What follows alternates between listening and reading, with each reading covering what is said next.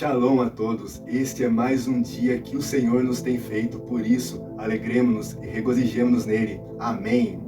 Glória a Deus. E hoje estou fazendo esse vídeo porque eu queria compartilhar uma coisa muito importante com vocês. Antes eu queria dizer uma coisa para você. Você é muito importante. Você é muito importante para Deus. E na verdade esse vídeo é uma continuação do vídeo que nós fizemos na semana passada. Semana passada nós estávamos falando a respeito do crente montanha-russa. Aquele crente que ora, ele está lá em cima buscando ao Senhor fervoroso, ora, ele está lá embaixo com a sua vida estagnada. Falamos também que isso daí é devido muitas vezes ao pecadinho de estimação que as pessoas têm sobre si e que vive aquele ritmo vicioso de confessa, peca, confessa, vai lá nos pés do Senhor, confessa e peca novamente. E é por isso que nós vamos estar dando continuidade aqui.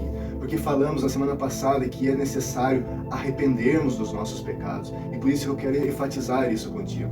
Queria primeiramente dar um exemplo a respeito de Judas Iscariotes e a respeito de Pedro. Se você olhar nas Escrituras, você vai ver lá logo no final do Evangelho, quando conta a respeito de Judas, que traiu a Jesus, e também de Pedro, que negou a Jesus. Se nós fôssemos entender, ambos pecaram contra Jesus na mesma categoria. Pedro traiu a Jesus tanto quanto Judas, só que Judas foi lá e entregou o mestre, e Pedro, ele o negou publicamente. Então ambos partilhavam praticamente do mesmo pecado. E qual foi a diferença que aconteceu entre Judas Iscariotes e Pedro? O que aconteceu foi exatamente aquilo que eu vos tenho falado, que é a respeito do arrependimento. Pedro, quando ele se viu na situação daquilo que ele tinha feito e que ele tinha pecado contra o Senhor, ele se arrependeu profundamente. E ele entendeu a sua dependência do Senhor para alcançar a redenção para a sua alma. Já Judas, quando ele viu que ele tinha cometido pecado contra o Senhor, ele não teve um arrependimento legítimo, mas apenas ele foi tomado de remorso. E o que é o remorso? O remorso é a consciência das consequências do pecado, e não propriamente dito o pecado em si, a transgressão contra quem se pecou. Entendeu? Então Pedro, ele apenas foi tomado por um remorso, e aí ele buscou ser o seu próprio juiz. E aí ele foi ali e deu fim à sua vida, sendo ele mesmo o seu próprio juiz e exercendo condenação sobre ele.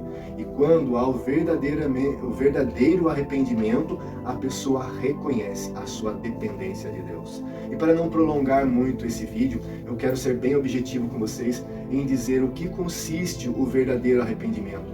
O verdadeiro arrependimento consiste em você reconhecer o seu pecado, ir aos pés do Senhor e confessar o seu pecado, mas com o comprometimento de deixar o pecado. É esse o meio pelo qual você quebra esse círculo vicioso de peca e confessa, porque isso muitas vezes o que faz na vida do crente faz ele acabar vivendo uma vida leviana diante de Deus, buscando viver ali uma vida onde ela aceita o pecado na vida dela e acha que basta apenas fazer uma confissão. Mas se não for uma confissão com verdadeiro arrependimento, essa confissão não é verdadeira, porque o verdadeiro arrependimento é aquele arrependimento em que a pessoa deixa definitivamente o pecado. Amém? Eu trago essa palavra para você hoje, para que você tenha esse entendimento e busque de Deus, do Senhor, mudança para a sua vida. Eu quero estar lendo aqui no livro de Provérbios, no capítulo 28, 13, veja o que está escrito aqui. O que encobre as suas transgressões nunca prosperará, mas o que as confessa e deixa alcançará misericórdia. Amém? Então aqui no livro de Provérbios está dizendo, aquele que confessa e deixa, alcança misericórdia. Então a palavra de Deus para mim e para você nesse dia é, confesse e deixe o pecado. Renuncie ao pecado, se volte para Deus, como Pedro, entenda a sua dependência nele.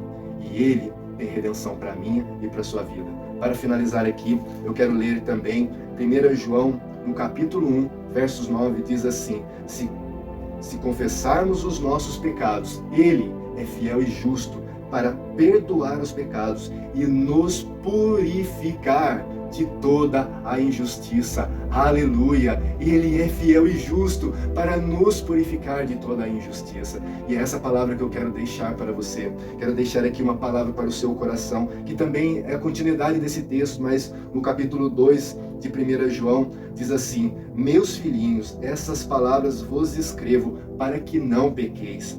E se alguém pecar, temos um advogado para com o Pai, Jesus o Messias, o justo.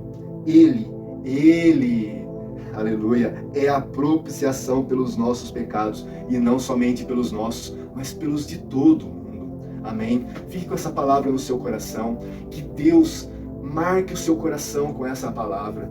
Se você tem vivido esse círculo vicioso, em que você peca, confessa, quebre esse círculo, arrependa-se e deixe o pecado. Volte-se para Deus, e eu tenho a certeza absoluta. A Bíblia diz que aquele que vem a Deus com o seu coração contrito e quebrantado, Deus não o despreza. Aquele que vem quebrantado diante do Senhor, o Senhor ouve a sua oração. E por isso eu deixo essa palavra para você. Quebre esse ciclo, se arrependa, deixe o seu pecado, e Deus vai fazer uma história maravilhosa na sua vida, aonde você vai viver juntamente com Deus uma vida aonde o pecado não lhe tocará, e Deus fará algo poderoso na sua vida.